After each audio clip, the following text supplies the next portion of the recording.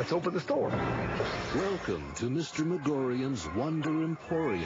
How much for that fishmobile up there? That's $50. Don't you think that's a little high? If you notice, they are fresh fish. Where the store is alive and wonders never cease. It's magic.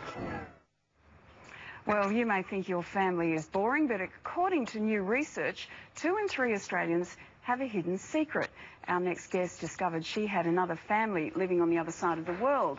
Sandra Powell is here to explain, along with Brad Argent from ancestry.com.au. Morning to both of you. Morning. Now, Brad, if I can start with you so we can explain exactly how the process works. Some people may not want to know they've got a family secret, but are probably intrigued enough to give it a try. How does this all work? Well, I mean, what you need to do is you need to start working back in your family tree. Obviously, you start with yourself and you work back and speak to your grandparents.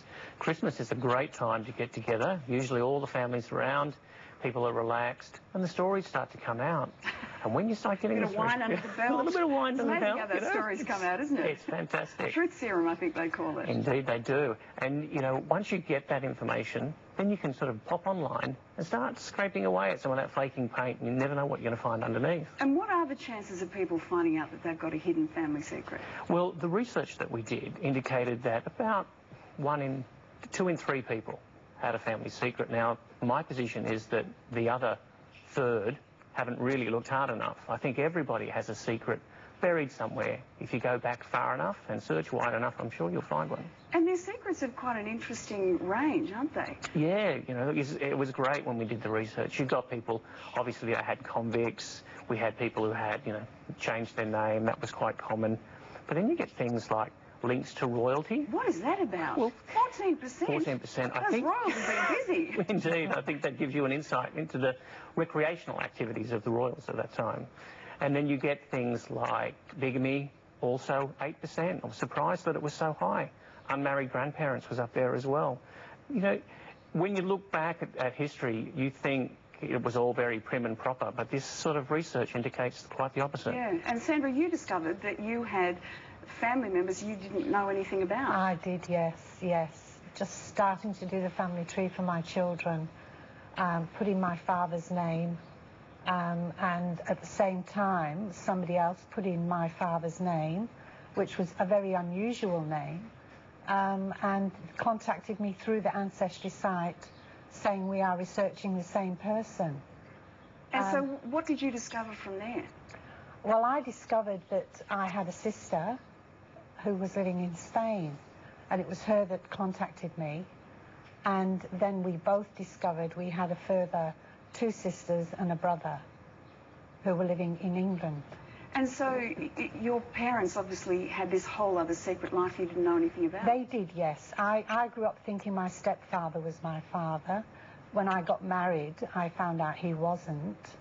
And I just put it to the back of my mind for many years, bringing up my children. Yeah. And then went back to it when I had the time, basically. And how did that make you feel? Did you feel like suddenly all the jigsaw pieces have started to fit?